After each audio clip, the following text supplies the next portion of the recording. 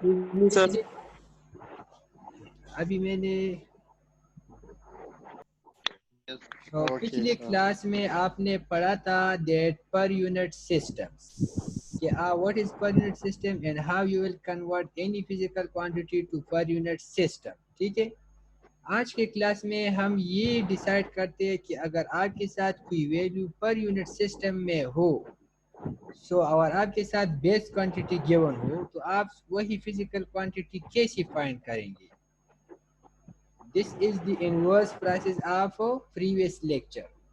Previous पे हमारे साथ इसी तरह था कि अगर आप किसी क्वांटिटी का पर यूनिट सिस्टम फाइंड करना चाहते हो, पी यू करंट का पर यूनिट सिस्टम फाइंड करना चाहते हो, आप क्या करिए, करंट का जो फिजिकल क्वांटिटी है, पीएच का मतलब फिजिकल क्वांटिटी, इसको करंट की बेस क्वांटिटी से डिवाइड करो। तो इससे आपके साथ बन जाएगा व्हाट, इसका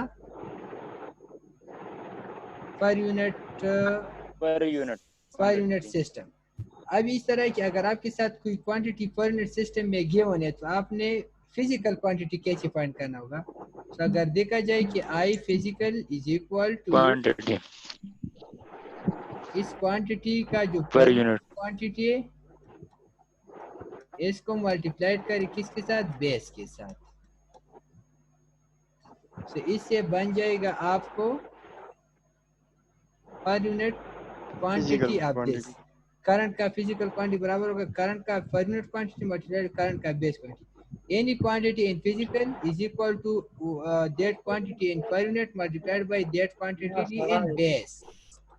ठीक है, so for example if you want to calculate the current physical, तो इसके लिए आपने करना होगा I physical multiplied by I base. और अगर आपने वोल्टेज को फाइंड करने, वोल्टेज फिजिकल, तो voltage physical is equal to voltage per unit and voltage base. Impedance in physical, impedance in per unit, एम्पीडेंस in base. लेकिन ये आपको याद रखना चाहिए, हमने कहा था कि एम्पीडेंस के लिए भी जेड बी बेस है, रेजिस्टर और रिएक्टेंस के लिए फिर भी जेड है। इस तरह आप नहीं लिखेंगे कि R physical is equal to R Q N to R base. इसके लिए भी फिजिकल क्वांटिटी के बेस क्वांटिटी के जेड बेस। कहने का मतलब ये कि these are three quantity, impedance, resistance and capacitance। ठीक है, impedance, resistance and capacitance हर एक के लिए बेस क्वांटिटी सेम होनी चाहिए। इन तीनों के लिए बेस क्वांटिटी क्या होगा, same. Z B base impedance, Z B base impedance and Z B base impedance. अभी चूंकि जेड है तो इसको जेड पर यूनिट को मल्टीप्लाई करें किस चीज के साथ, जेड बेस के साथ। अभी आर है तो आर पी यू को मल्टीप्लाइड करें किस चीज के साथ, जेड बी के साथ। एक्स रिएक्टेंस है तो एक्स पर यूनिट को मल्टीप्लाइड करें किस चीज के साथ, जेड बेस के साथ। इसका मतलब है कि इन तीनों के लिए आपने क्या करना होगा, सेम बेस क्वांटिटी जेड इस्तेमाल करें। इसी तरह पावर के लिए भी आपके साथ सेम बेस क्वांटिटी होगा।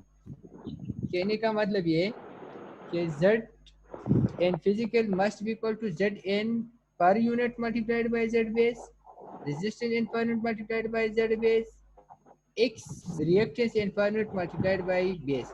For all the reference R base value will be Z B. सारों के लिए रेफरेंस वैल्यू क्या होगा, जेड बी। ये याद रखने की बात है। ठीक है, आप लोगों को ये याद रखने की बात है कि आप क्या करें, आपको ये क्लियर हो कि the base for all three quantities impedance, resistance and reactance is only and only ZB। ये इसके अलावा फॉर एग्जांपल ये तो आ गया। What is VAB? VAB mean power. Power ये बी नहीं होनी चाहिए, ये बी आप क्या करें, ये बी को आप फिजिकल कंसिडर करें, फिजिकल इस तरह। VA physical का मतलब है power in physical must equal to power in parent into power into base and power in ये तो आपके साथ कौन सी पावर है this power apparent what does this power apparent power this show apparent power and what does this show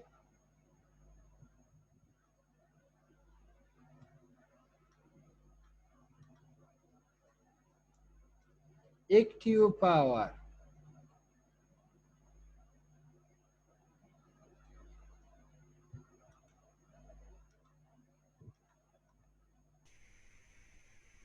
and what does this show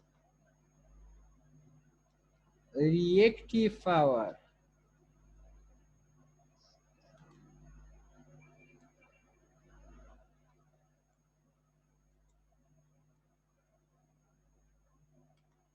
माशाल्लाह तास hotel राजे से वही क्लास शुरू को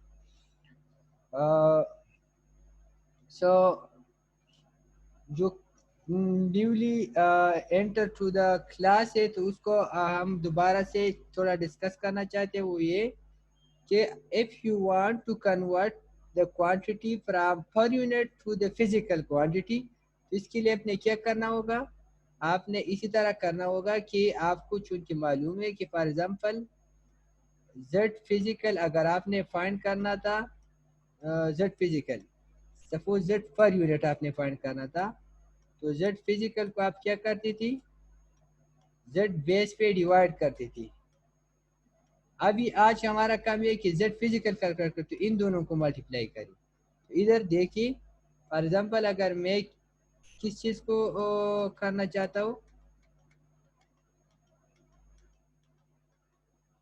for example I want to calculate the apparent power in physical so apparent power in per unit multiplied by apparent power in base अगर आपने active power calculate करते active power in per unit multiplied by base power reactive power in per unit multiplied physic is equal to reactive power in per unit multiplied by base power और ये आपके साथ ये ये और ये तीनों के लिए सेम होनी चाहिए जैसे कि किस चीज़ के लिए सेम थी जैसे कि एम्पेडेंस के लिए सेम थी एम्पेडेंस रेजिस्टेंस एंड रिएक्टेंस के लिए जेड भी सेम था इसी तरह पावर के लिए ये तीनों सेम है power apparent power active power and reactive power हर एक के लिए बेस सेम होगा और पर हर एक के लिए चेंज होगा